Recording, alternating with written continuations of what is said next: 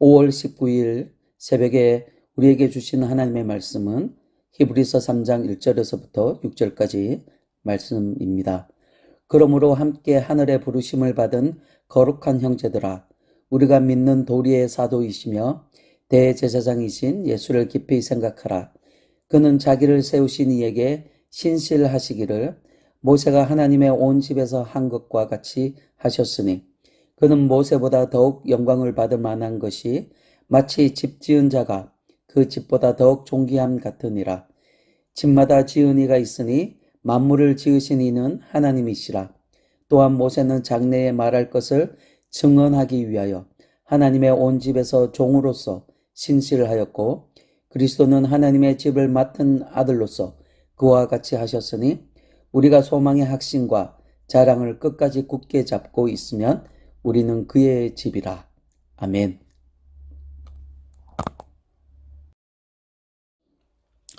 여러분, 사람의 영혼은 생각의 지배를 받습니다.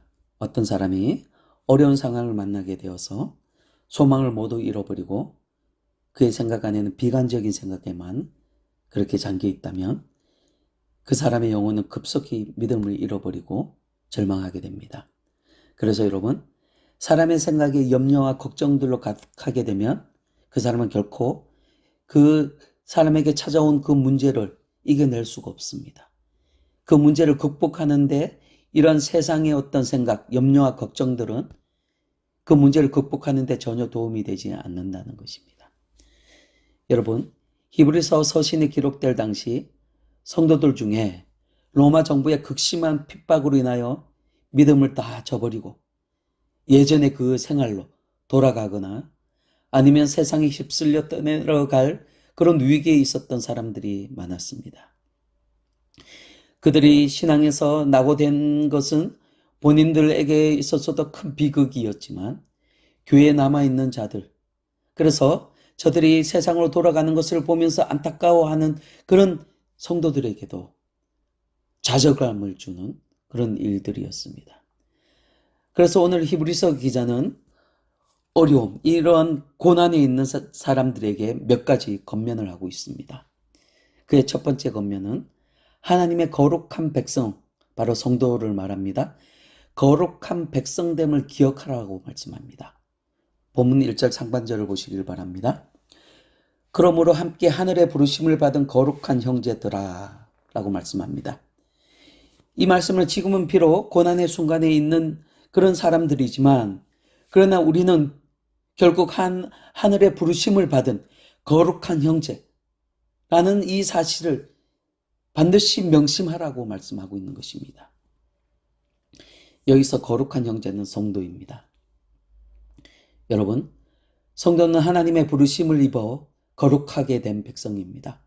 성도가 된 것은 윤리적이나 아니면 도덕적으로 무엇인가 완전해서 거룩해진 것이 아닙니다. 성도가 거룩해진 것은 하나님의 특별한 은혜입니다. 하나님의 은혜로 거룩한 신분이 된 것입니다. 그래서 하나님의 부르심을 입은 성도는 하나님을 끊임없이 생각해야 합니다. 우리를 거룩해 하신 분, 우리를 부르셔서 거룩한 형제가 되게 하신 분, 성도가 되게 하신 그 하나님을 끊임없이 생각해야 합니다. 세상에는 우리의 생각을 유혹하는 세속적인 일들이 너무나 많습니다. 세상 것들을 생각하면 여러분, 염려와 걱정이 끊어지지 않습니다. 세상의 생각으로는 유혹과 죄악을 차단해낼 수가 없습니다. 그것들을 이겨낼 수가 없습니다. 그러므로 성도는 예수님을 깊이 생각해야 합니다. 우리의 주의를 빼앗는 세속적인 것들로부터 우리의 마음을, 우리의 관심을 예수님께로 돌리는 그런 훈련, 경건의 훈련을 우리는 계속적으로 해 나가야 합니다. 예수님은 우리를 진리로 이끄시는 진정한 사도이시며 우리를 이끌어 하나님께 나아가게 하시는 진정한 대제사장이십니다. 예수님을 깊이 생각하고 묵상할 때 성도는 자신의 거룩한 신분을 다시 깨닫고 고통 중이라도, 고난 중이라도 그 가운데서 평강을 찾을 수 있고 소망을 가질 수 있게 됩니다. 사랑하는 성도 여러분, 어려울 때, 고난 중에 예수님을 더욱더 깊이 생각하셔서 그 고난의 자리를 딛고 일어서서 승리하시는 여러분이 다 되시기를 주님의 이름으로 축원합니다. 그리고 두 번째 권면은 예수님을 깊이 생각하고 그 길을 따르라고 권면합니다.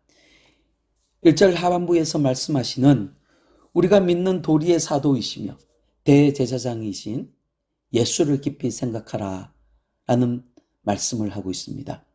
이어서 사도는 보냄을 받은 자라는 뜻을 가지고 있습니다. 그리고 믿는 도리, 이것은 고백이라는 뜻을 가지고 있습니다. 그래서 1절 하반부의 말씀은 우리가 믿는 것을 위하여 하나님께로부터 보내심을 받은 분, 바로 예수님을 말씀하십니다. 그 예수님은 하나님과 우리 사이에 중보자로 계시는데 그 예수님을 깊이 생각하라 라고 말씀합니다. 다시 말해서 예수님을 깊이 묵상하고 그 길을 따라가라 라고 말씀하고 있는 것입니다. 그러면서 3절 이하에서 우리가 따라야 할 그 예수님과 모세를 비교하고 있습니다. 여러분, 모세는 수많은 이스라엘 백성들을 하나님께로 그렇게 이끌어갔던 아주 탁월한 지도자였습니다. 이스라엘 백성들은 오랜 세월 동안 그들의 가장 위대한 그 지도자로, 인물로 모세를 항상 꼽았습니다. 그는 각종 놀라운 이적을 보였고 온 백성을 이끌어서 약속의 땅으로 인도하였습니다. 모세는 하나님의 명령에 아주 신실하게 순종한 종이었습니다. 하지만 그도 지친 나머지 이스라엘 백성들의 어떤 불신앙적인 모습으로 인하여 괴로움을 호소하기도 했습니다. 그런데 여러분, 우리 거룩한 하나님의 백성된 성도가 따라야 하는 우리 예수님은 이런 모세보다 우월하십니다. 모세는 하나님의 집을 위해서 그렇게 헌신하였던 종이었다라면 우리 예수님은 그 집의 주인이십니다. 그렇게 탁월하시는 우리 예수님께서 친히 우리 성도들의 인생길을 지도해 주십니다. 예수님이 인도하시는 길은 여러분 완벽한 길이십니다. 시편 23편의 말씀처럼 여호와는 나의 목자시니 내게 부족함이 없으리로다. 그가 나를 푸른 풀밭에 누이시며 쉴만한 물가로 인도하시는도다. 내 영혼을 소생시키시고 자기 이름을 위하여 의의 길로 인도하시는도다. 아멘. 예수님은 우리의 부족함이 없으신 선한 목자 되어 주십니다. 사랑하는 성도 여러분, 예수님을 깊이 생각하여 그분의 은혜와 사랑을 깨달을 수 있기를 소망합니다. 멀리 하늘에서 우리를 지켜만 보시지 않으시고 친히 우리 곁에서, 우리 옆에서, 우리와 함께, 우리의 삶의 여정에서 함께 동행해 주시는 그 신실하신 예수님을 생각할 수 있기를 주님의 이름으로 소망합니다. 마지막으로 우리의 소망은 오직 예수 안에 있음을 기억하라고 권면하고 있습니다. 6절을 보시길 바랍니다. 그리스도는 하나님의 집을 맡은 아들로서 그와 같이 하셨으니 우리가 소망의 확신과 자랑을 끝까지 굳게 잡고 있으면 우리는 그의 집이라. 아멘. 여러분, 예수 그리스도께서는 하나님의 집을 맡은 아들이십니다. 하나님의 집의 상속자가 되십니다. 그리스도와 동행하는 자는 그분과 함께 그 집의 상속자가 되는 것입니다. 세상의 어떤 것도 이 사실을 바꾸지 못합니다. 그래서 성경은 이런 확신 위에 견고한 자가 바로 하나님의 집, 하나님의 소유라고 말씀하고 있습니다. 예수 그리스도는 믿음의 백성을 맡아 이끄시는 분이십니다. 그리스도를 믿음으로 구원받은 하나님의 백성은 구원받은 성도답게, 구원받은 하나님의 백성답게 살아낼 수 있어야 합니다. 다시 말해서 세상이 낙심케 해도 참된 소망을 가지고 이겨낼 수 있어야 한다는 것입니다. 세상에서는 소유하는 것에 소망을 둡니다. 하지만 성도의 소망은 오직 예수 그리스도이십니다.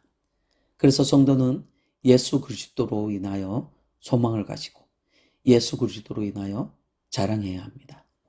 사랑하는 성도 여러분, 세상을 바라보고 세상을 깊이 생각하면 유혹과 절망이 더 깊어질 수밖에 없습니다. 하지만 예수님을 바라보고 예수님을 깊이 생각하면 소망과 확신이 더 깊어집니다. 예수 그리스도는 우리 인생의 진정한 인도자가 되어 주시기 때문입니다. 예수님의 능력을 의지하고 도우심을 바라보며 간구하는 여러분이 다 될 수 있기를 주님의 이름으로 축원합니다. 아멘.